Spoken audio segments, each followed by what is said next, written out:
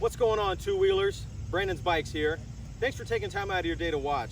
If you don't mind, hit the subscribe and the like button, and also set the notifications. That way you get notified anytime I drop a new video.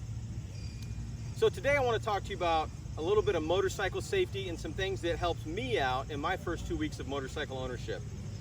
You may or may not know, but this is Angel. This is my beautiful 2022 Street Glide Special. And I am brand new to motorcycling. Rode bicycles for a long time, but never a motorcycle. And I got this bike about 2 weeks ago. And leading up to this bike, from the Motorcycle Safety Foundations course up until the time that I got the bike, I had struggled a little bit in the MSF course with some right turns from a stop and some U-turns, and I was on YouTube non-stop. And I wanted to share a little bit about that with you today. So when I initially started this channel a couple of years ago with my bicycles, it was dedicated to my adventures in bicycling, my races, my training rides, but also some things to help new riders out that I wish I had when I was a new rider. So what I want to do now that I'm getting into moto vlogging is to take time out to help the new riders, just like those other people on YouTube that helped me out as a new rider. And I do want to mention a couple of those people. So first and foremost, his name is Robert Simmons. He's got a YouTube channel called Be the Boss of Your Motorcycle.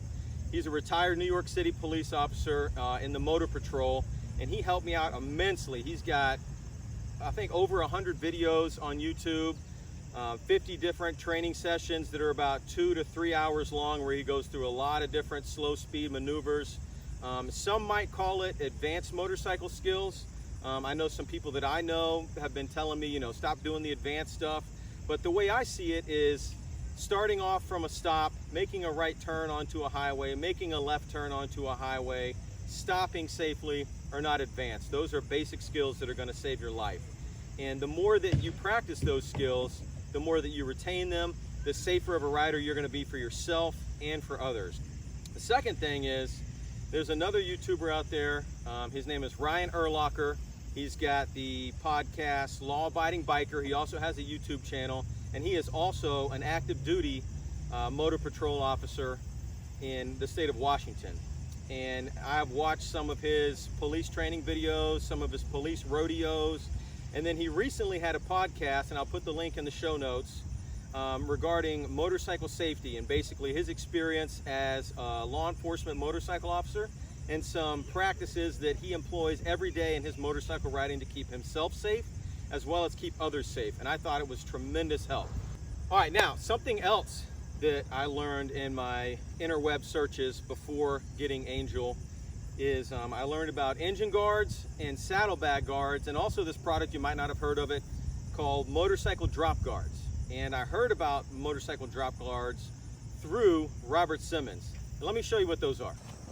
All right, so the bike comes with engine guards, all right? The saddlebag guards did not come with it, okay? That is this thing, all right? I paid extra to have those saddlebag guards on. But in addition to those are these little things called motorcycle drop guards, okay? And it's basically a steel plate. You can see I got it all scratched up down there. All right, a steel plate that runs around the corner of your engine guard, runs around the corner of your saddlebag guard on both sides, and then it also has a primary cover guard right here. Now, some of you might be thinking, why do you have a steel guard on top of another steel guard? Well, that's a good question. They're about the same price, all right? I think it was a few $100s for the saddlebag guard. I could be wrong.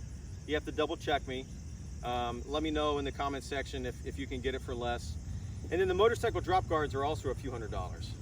Now, being a new rider, I knew that I was going to drop my bike, but I also knew from watching these YouTube videos that if I've got the engine and saddlebag guards as well as the motorcycle drop guards, I was covered. I've seen other bikes drop, I've seen other bikes slide, and I knew that they were not going to sustain any damage to the bike itself. And that has proved true. I have dropped my bike more times than I care to admit. been made fun of a couple of times, dropped it at the gas station in front of some people, dropped it at some stores in front of some people, and while it does hurt the ego a little bit, it is not hurting the bike. You can see that it's scratching the motorcycle drop guards, but that's easy touch-up paint. And what it's not doing is scratching the saddlebag guards or the engine guard. Now the motorcycle drop guard is very thick steel, you could see that, and the saddlebag guard and the engine guard are not as thick. So over time, it might wear down that steel. I've actually worn these drop guards down to the point where the curved edge is starting to flatten out a little bit, and that's not from one or two drops. I mean, there was a couple of times when I did some slow speed turns where my bike actually slid, but again, I know that my bike is protected.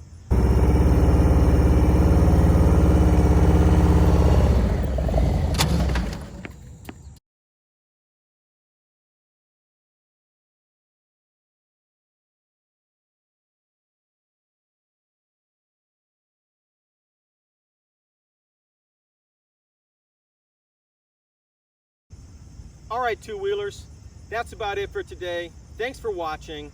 As always, if you liked what you saw, please don't forget to like and subscribe, and then also set that notification button so you get notified every time I drop a new YouTube video. Until next time, keep the rubber side down.